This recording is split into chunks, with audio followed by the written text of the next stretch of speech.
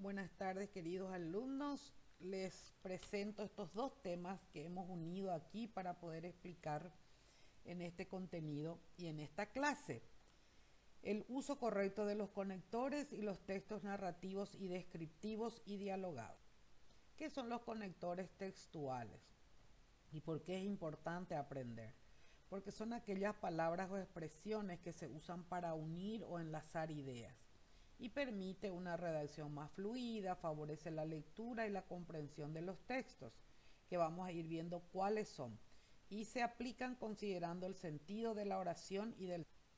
Muy bien, acá tenemos los conectores del discurso.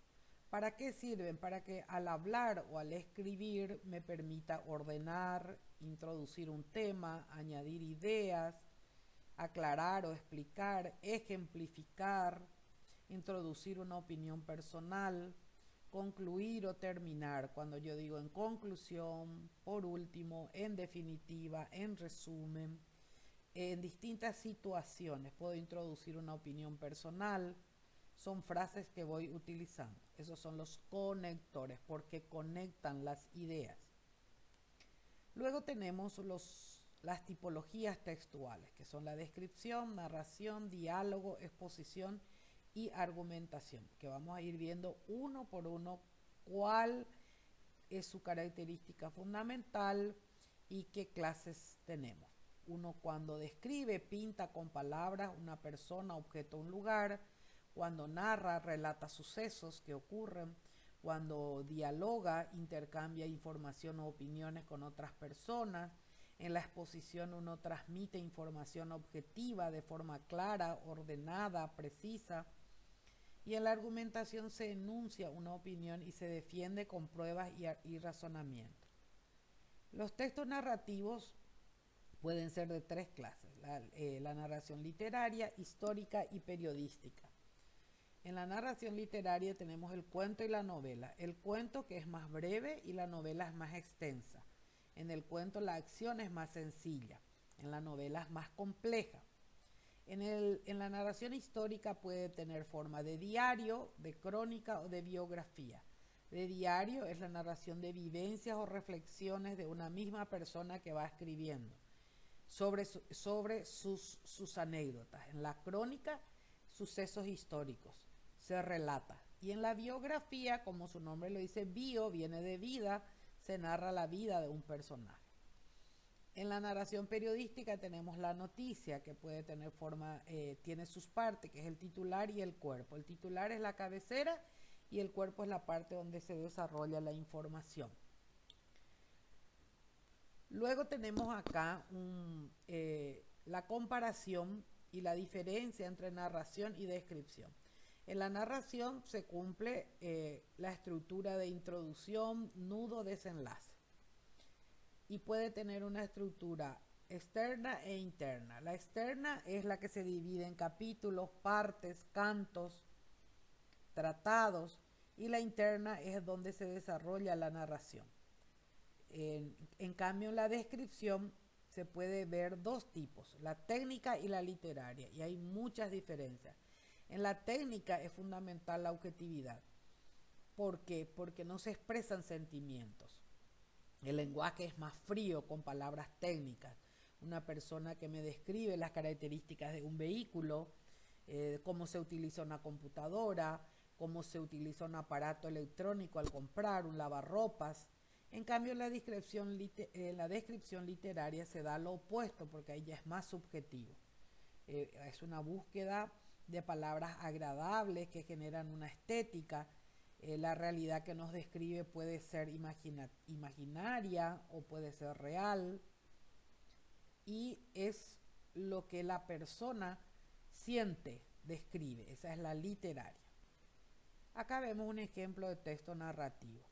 En este ejemplo elegí yo la del gigante egoísta, que es muy conocido, este cuento breve, en donde vemos que en dos párrafos, aparte de contarme la historia, me describe el lugar con adjetivos calificativos, para ver de que no todo texto es puro, especialmente la narración, porque puede combinar el diálogo y también la descripción. Me describe el ambiente, el lugar y los personajes.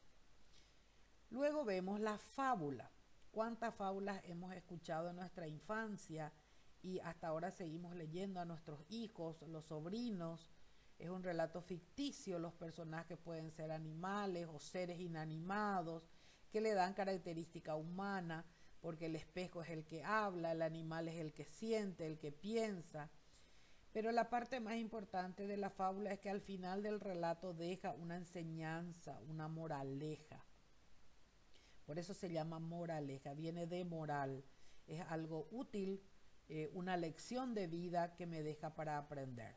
Tenemos muchos ejemplos: el ladrón de plumas, la ratita presumida, la liebre y la tortuga, la famosa historia de la hormiga y la cigarra, que son muy importantes. Luego tenemos el mito. El mito es un relato fantástico, donde los personajes son dioses, héroes, y me explican la creación del hombre, del mundo, de un hecho, de una situación.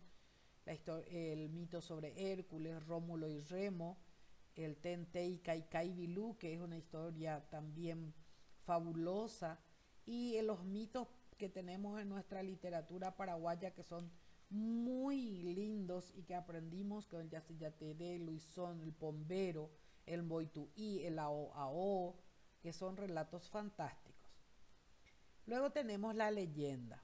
Es muy parecida al mito, con la diferencia que estas son narraciones de sucesos que me quieren explicar un fenómeno natural, con características sobrenaturales que se van transmitiendo de generación en generación a través de lo que uno escucha, el relato. Y tienen un carácter local, son propias de un lugar. En nuestro país tenemos la leyenda de Tupazukakupé, del Licuabolaños, del Ñandutí, que son también historias muy interesantes. Acá, como habíamos visto lo de la descripción inicialmente, que dijimos que es pintar con palabras una persona, un objeto, un paisaje, puede ser objetiva o subjetiva, como dijimos, cuando dijimos que la descripción puede ser técnica o puede ser literaria. Según lo que se describe, puede ser de personas, de animales, de cosas, y según el orden que se adopte puede ser una descripción que va de lo general a lo particular o viceversa. Acá vemos, y elegí este ejemplo de descripción de la escritora chilena Isabel Allende, que describe cómo es el personaje de Zulema, que es una personaje de una de sus novelas, y me describe no solamente la parte de su físico, sino también cómo va vestida. Ustedes ven que está lleno de adjetivos calificativos que me permiten entender cómo es el personaje. En los textos dialogados tenemos la entrevista, los cuentos y novelas, que también se mezcla el diálogo, la pieza teatral, el debate, la mesa redonda y los cómics, que son las pequeñas tiras que solemos ver y leer, que le voy a mostrar después un ejemplo.